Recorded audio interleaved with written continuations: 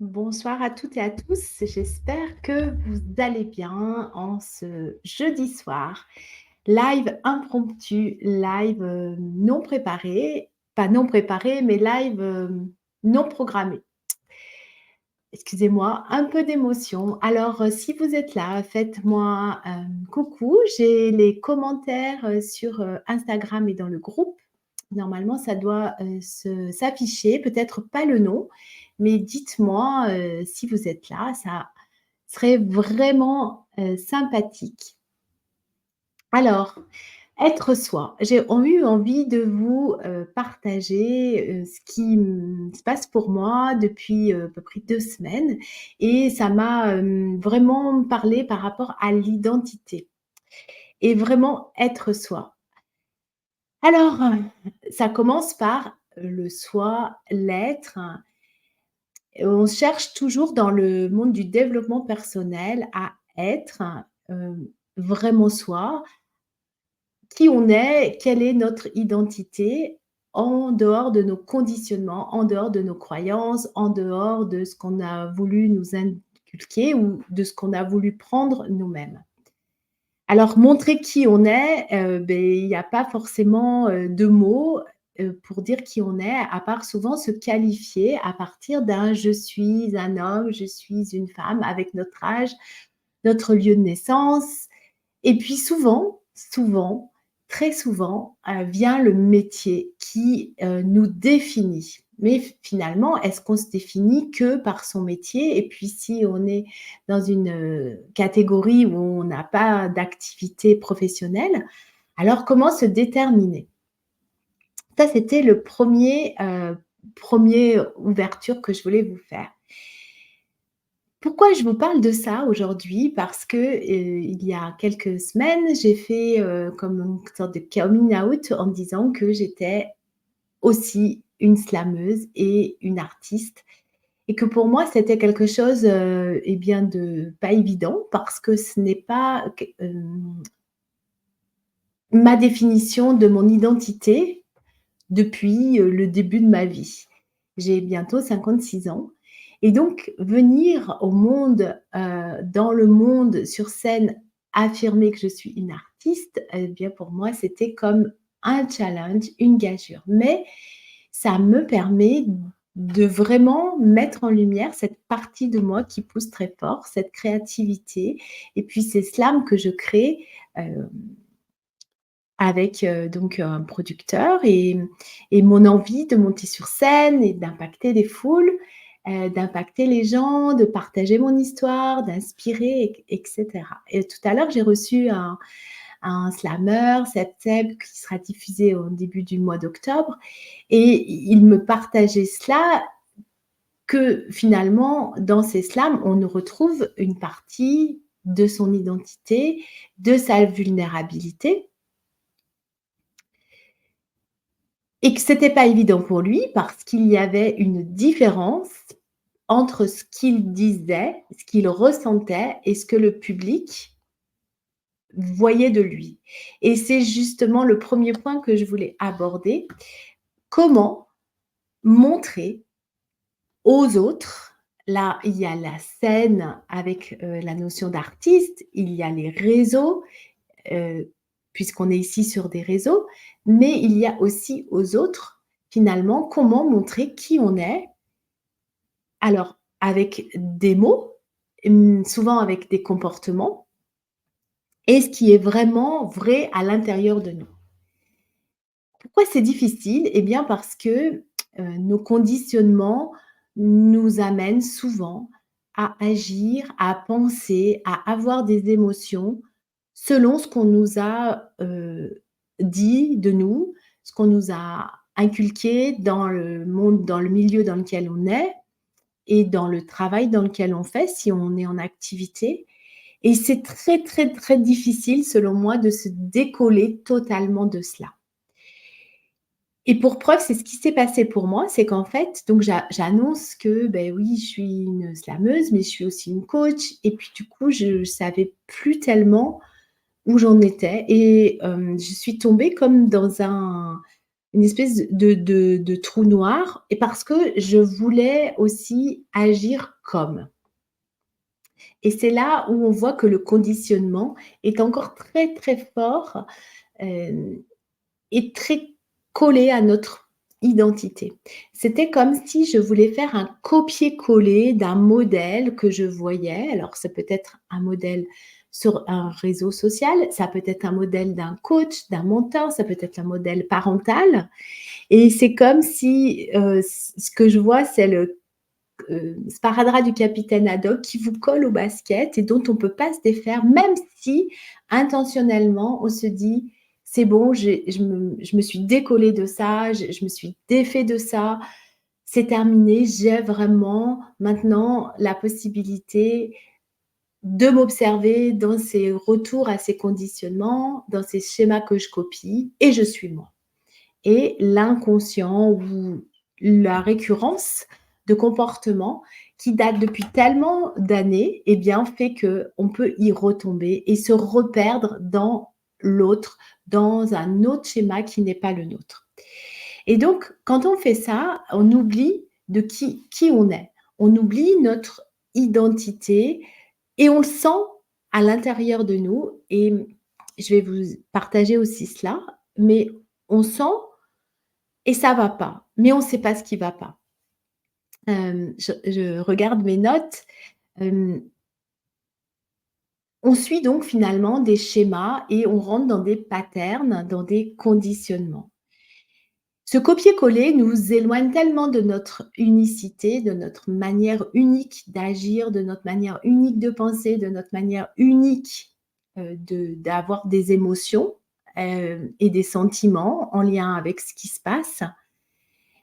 Heu, qu'on en on se sépare de cette créativité qui est naturelle chez chacun et cette créativité, c'est que se créer, c'est créer notre vie, c'est créer notre environnement, créer notre présent, créer notre futur. Donc en fait, ça fait comme une espèce d'aller-retour, surtout quand on a quand même œuvré depuis, pas mal de temps. C'est-à-dire qu'on fait du travail, excusez-moi du terme, on va se faire accompagner par un coach, un thérapeute. Donc on voit nos schémas de l'enfance, nos conditionnements, on voit tout ça, on en prend conscience, on change et pour changer, on pose des nouvelles actions et petit à petit, on s'approche de plus en plus de l'identité que véritable, de notre cœur, de notre être. Seulement, au fur et à mesure, comme le changement est permanent, eh bien, on change malgré tout cette identité. Et du coup, dans ces espèces d'interstices de changement, on peut retourner dans ce qui est connu, dans ce programmation, dans ce conditionnement. Alors, comment savoir quand on retourne, dans cette, finalement, séparation de la personne véritable, de notre essence? J'ai une amie qui dit, j'adore ça, le champ de patates. C'est parce qu'en fait, on se sent séparé. On se sent séparé de quoi? On se sent séparé de soi, du grand soi avec un S. On se sent séparé de quelque chose de plus grand qui nous anime, de notre âme, heu, de notre source, enfin, peu importe les mots, mais on sent qu'on est séparé et du coup, ça donne quelques sentiments et je vais vous partager un exemple que j'ai eu récemment avec une personne et moi-même. Donc j'ai pu très bien, en vivant de manière successive ces 2 événements, voir ce qui se passait. Il y a comme un sentiment de honte de pas arriver à quelque chose, sentiment de culpabilité qui va avec la honte. Un sentiment de colère aussi, parce que ça met en colère de ne pas pouvoir s'exprimer tel qu'on le souhaiterait, de pouvoir créer ce que l'on voudrait, de ne pas vivre ce que l'on voudrait. Il y a de la peine, il y a de la tristesse, du chagrin et on part dans le mental à ce moment-là.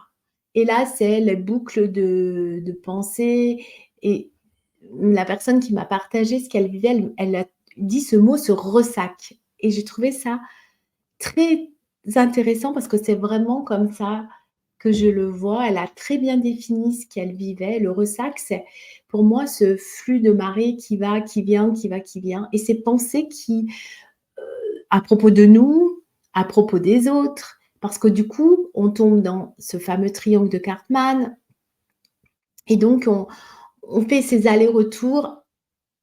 C'est pas juste, c'est affreux ce qu'elle m'a fait, c'est horrible cette situation, je vais jamais y arriver, pourquoi moi? Et c'est que du mental, du mental, du mental qui tourne et retourne dans la tête et ça fait aussi une séparation du coup avec notre corps physique. On ne peut plus être dans nos sensations, on n'est que dans notre tête et on juge et on juge et on se juge. Pourquoi en dehors de ces conditionnements, on retombe finalement dans notre petit être, on retombe dans un modèle, dans un oui, un pattern qui semblerait être adéquat à la société.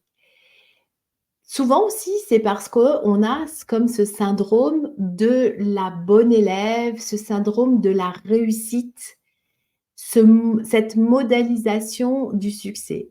Je rappelle, la définition du succès, elle est tirée du livre d'Oblin Baker que j'ai reçu pour le podcast des Chat d'Isa. Le succès, c'est le résultat de ce qui est heureux et finalement, ce qui est heureux est propre à chacun d'entre nous.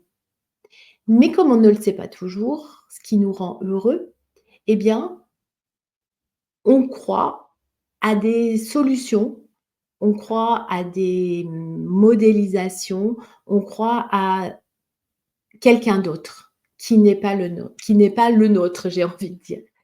On croit et on oublie que finalement, la seule personne qui nous peut nous apporter du bonheur, c'est nous-mêmes.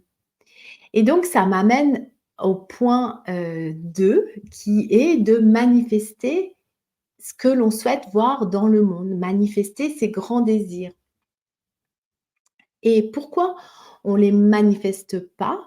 Parce que derrière, il y a des peurs. Alors, il y en a plusieurs types de peurs. Il y a la peur de sa puissance, de sa propre puissance.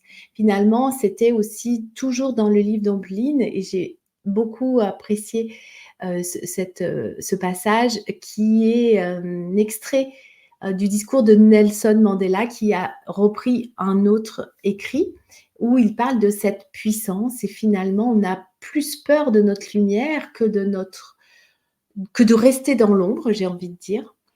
On a peur aussi, d'être déçu et on a peur d'être frustré. Mais la peur de la déception est quelque chose d'incroyablement vrai et en ayant cette peur, ces peurs, et bien finalement, la loi de l'attraction fait qu'on se les attire puisque finalement le monde va nous refléter ce qui est à l'intérieur de nous, cette peur d'être frustré et du coup, ben, on dit: «Ah oui d'accord, l'univers va nous amener exactement ce que l'on veut», pour finalement croire au modèle et en se disant: «Ah ben oui, si je réussis pas, si j'ai pas du succès dans ce domaine-là, si je n'ai pas la vie que je veux, eh bien, c'est parce que je n'agis pas de la même façon ou que je n'arrive pas à agir de la même façon qu'un tel ou un tel qui, lui, a du succès en vision, hein, parce que parfois le succès que la personne peut montrer n'est peut-être pas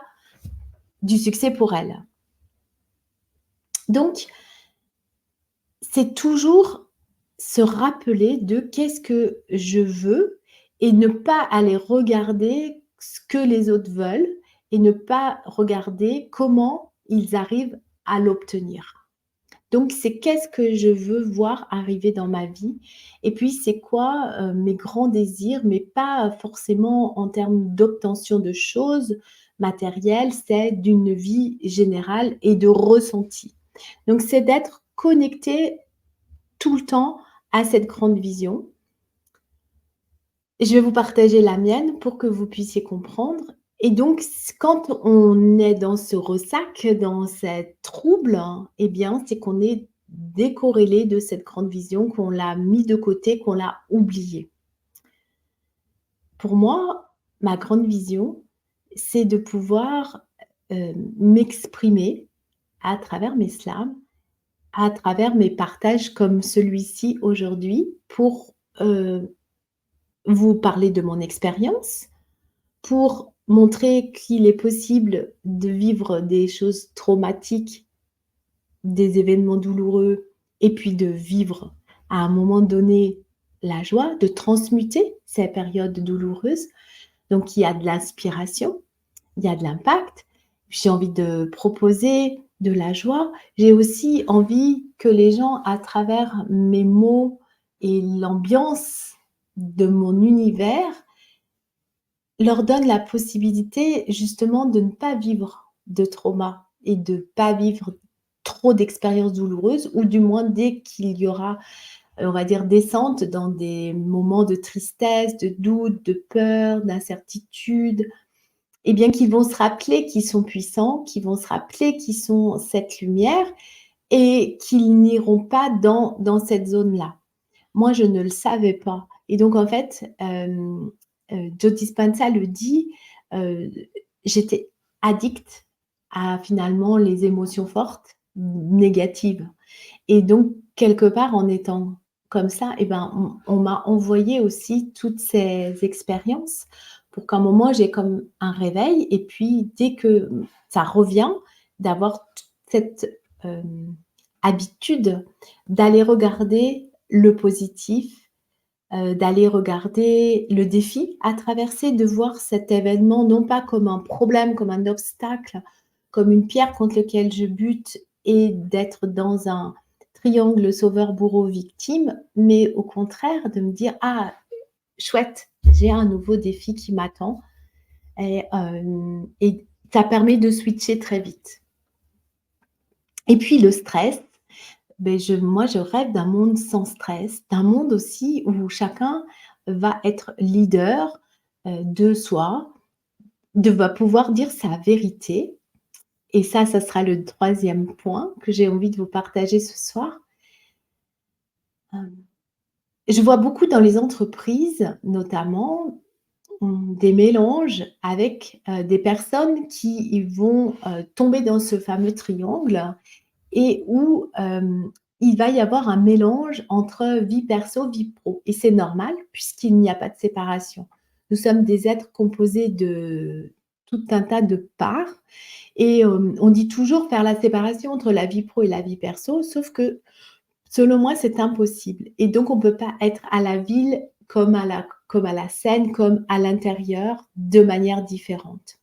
Et les personnes qui font ça, et du coup, il y a comme un clivage et elles viennent jouer dans la cour la de l'entreprise, elles viennent jouer le personnage souffrant dans la vie personnelle, familiale, amoureuse, amicale, physique aussi également.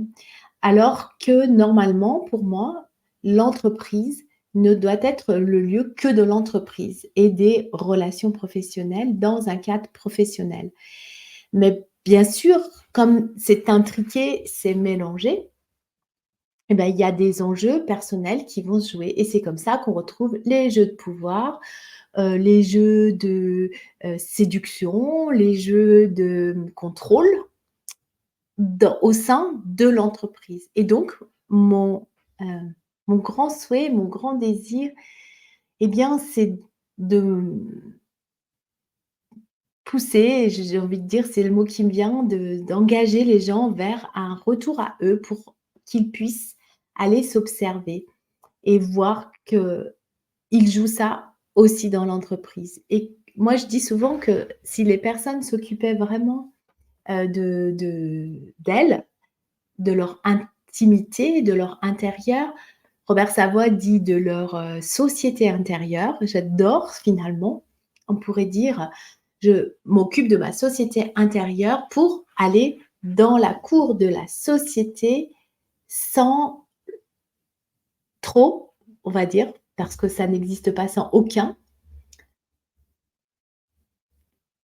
Les mots qui me viennent, c'est sans aucune déviation personnelle. Et vous imaginez la vie que ça pourrait donner en entreprise si finalement le manager qui a subi des violences quand il était enfant ou qui a eu des parents autoritaires ne viendrait pas rejouer cette autorité-là dans l'entreprise et qu'il s'en serait occupé.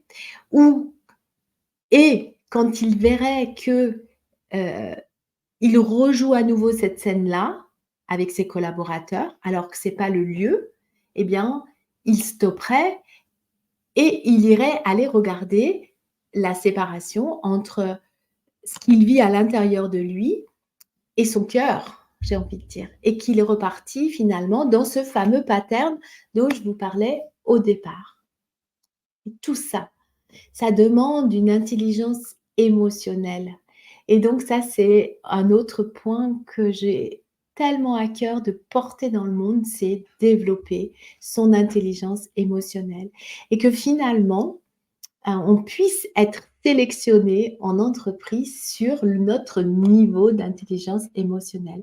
J'imagine qu'il doit exister peut-être des tests d'intelligence émotionnelle et pour moi, ça serait, le meilleur des, concours, le meilleur des tests de recrutement que l'on pourrait faire. Qui es-tu en tant qu'intelligence émotionnelle?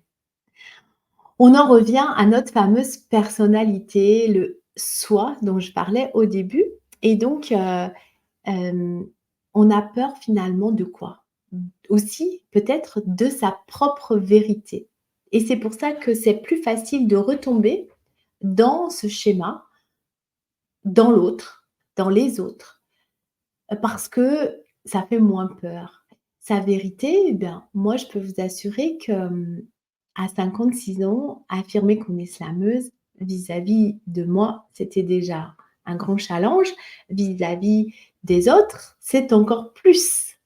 Parce que souvent, cet être en moi, qui pousse très fort, heu, il oublie. Il oublie, il est dans sa joie. Quand je suis dans la création, j'oublie ça et puis quand je viens dire ce genre de choses, eh bien, je me dis: «Mais qui je suis pour dire ça?» J'ai pas les qualités, j'ai pas le parcours, je suis complètement atypique là-dedans et donc ça fait une grande peur et je pourrais refuser d'y aller, mais mon désir pousse si fort parce que j'ai le sentiment à l'intérieur de moi que cette voie-là d'expression de ce que j'ai à dire, il passe par là. Il passe mieux par le slam, que toute autre, voie et puis il peut toucher beaucoup plus de personnes et je crois que c'est ce qui me motive aussi parce que je faisais jusqu'alors ça, je vais dire dans un cercle, intime, hein, peu de gens savaient et peu de gens, je partageais à peu de personnes et là, j'ai envie de jouer grand, j'ai envie d'agrandir ma scène, j'ai envie d'agrandir mon jeu, j'ai envie d'inspirer en grand, j'ai envie que, tout le monde, se rappelle qu'il a cette intelligence émotionnelle en lui. Tout le monde se rappelle qu'il a, l'amour en lui et que tout peut être transcendé, tout peut être transmuté et donc c'est ce qui me pousse le plus, à oser avouer, affirmer, revendiquer cette part de moi. Alors, si je pouvais dire: «Je suis quelque chose» avec des adjectifs, moi je pense que ça n'aurait pas tellement d'intérêt. Parce que ce «je suis», il change, à chaque minute. Il change peut-être, au fil du temps, jour après jour. C'est l'objectif du changement et c'est juste peut-être de se dire: «Tiens, aujourd'hui, quelle est la part du "je suis" qui pousse la plus, qui est la plus présente?» et puis se rappeler que, ça forme un tout cohérent, de plus en plus cohérent et pas dissonant et juste de dire: «Bah, oui, aujourd'hui, je peux être, cette Isabelle qui fait un podcast. Je peux aussi être cette Isabelle qui slame, mais je suis aussi cette Isabelle qui est une maman, qui est une épouse, qui est une amie et qui est là, pour écouter d'autres personnes quand, je suis en coaching et puis qui c'est je suis aussi celle qui fait d'autres activités, qui fait, son ménage et ses courses et je suis totalement cette part quand je fais cela et c'est cette présence à cet instant qui pour moi est une grande gageure de chaque instant à vivre, à expérimenter à 100 dans cette part-là. Quand je suis en train de faire la vaisselle, je suis en train de faire la vaisselle. J'ai cette présence à ce je suis qui fait la vaisselle. Je suis présente à ce je suis là quand je suis avec vous. Quand, je vous parle, et même si je pourrais me voir là avec des pensées qui pourraient arriver sur, quelle heure il est, le repas à préparer et cetera, beh, c'est vraiment non, je reviens ici, je reviens dans mon corps, je reviens avec vous, je laisse ça de côté.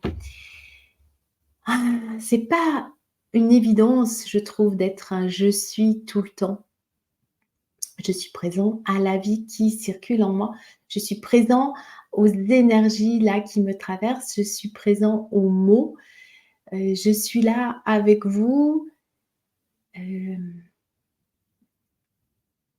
mais quand on n'est plus quand on n'est pas dans cela, eh bien, on peut vite dévier, on peut vite retourner à l'autre.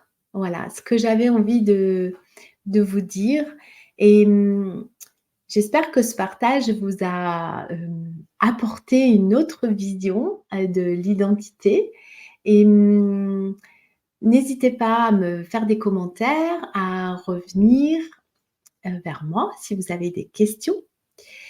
En lien avec, cela parce que j'ai donc vécu 2 expériences, une personnellement, où j'ai vécu donc pendant, oui, 1 à 2 semaines dans ce ressac moi aussi, ballottée par les émotions et je voyais que je disais à une amie: «Je suis dans ce champ de patates, j'y arrive pas». Je me voyais séparée.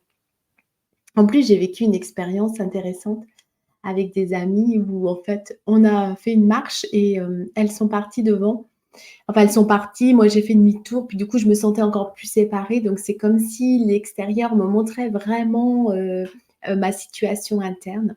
J'étais séparée, séparée, séparée et j'essayais de me ramener, comme on dit, ramener à l'intérieur, mais j'y arrivais pas et et puis donc cette amie, ça s'est passé pratiquement, oui, en à quelques jours d'intervalle.